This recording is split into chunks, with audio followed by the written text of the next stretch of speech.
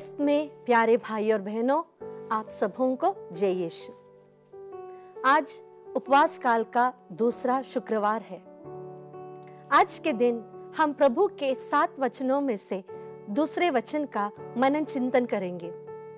संत लूकस का सुसमाचार अध्याय 23 पद संख्या 43। मैं तुमसे यह कहता हूं कि तुम आज ही परलोक में मेरे साथ होंगे।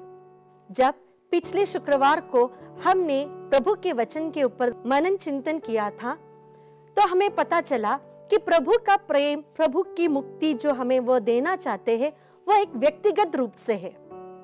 और यहाँ पर प्रभु हमें यह दिखाते हैं कि यह जो मुक्ति वह प्रभु हमें जो देना चाहते हैं, वह एक व्यक्ति के लिए अकेले ही नहीं, हर पापियों के लिए है जो पश्चाताप करते हुए प्रभु के पास आते हैं। यह बहुत दुखद बात है कि प्रभु को जिस दिन क्रूस पर चढ़ाया गया था, उसी दिन उनके आजू बाजू में यानी दाएं और बाएं में 2 डाकुओं को भी क्रूस पर चढ़ाया गया था। लेकिन यह तो इसायास नबी अध्याय 53 में हम देख सकते हैं, एक भविष्यवाणी की पूर्ति थी, जहां पर इसायास नबी कहते हैं कि डाकुओं के बीच में कुकर्मियों के संग उनकी गिनती की गई। यहाँ पर 2 डाकू है, दोनों को अपने किए के कारण सजा मिली है।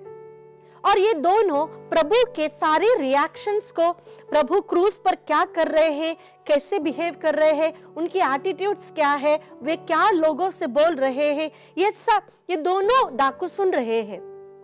इसमें से एक डाकू जब देखता है कि प्रभु कभी भी उनके मुंह से एक गलत शब्द नहीं कहा और उन्होंने कभी सिपाहियों को या आसपास जो खड़े हैं उन लोगों को गाली नहीं दिया, जो वेदना के समय जोर जोर से चिल्लाए नहीं, चीखे नहीं, इस डाकू को लगा कि यह व्यक्ति में कुछ तो बात है, यह कुछ तो अच्छा इंसान है, इसमें कुछ तो भलाई है।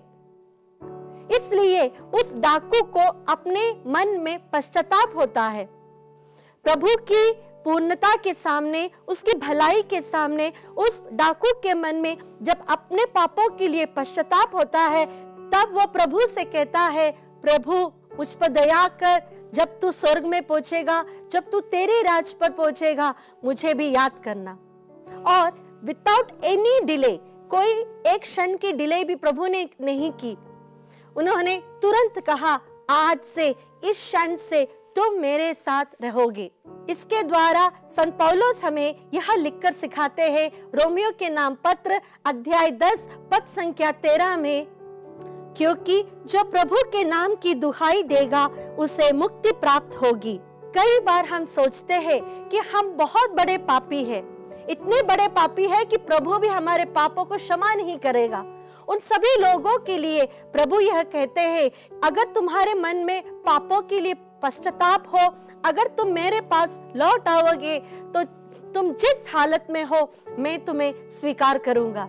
यहाँ पर हम दूसरे डाकू की ओर भी ध्यान दें। दूसरे डाकू, जब पहला डाकू यह पश्चाताप की ओर जाता है, तो दूसरे डाकू के मन में घृणा है, गुस्सा है, वह अपने जीवन की उस परिस्थिति से लड़ रहा है।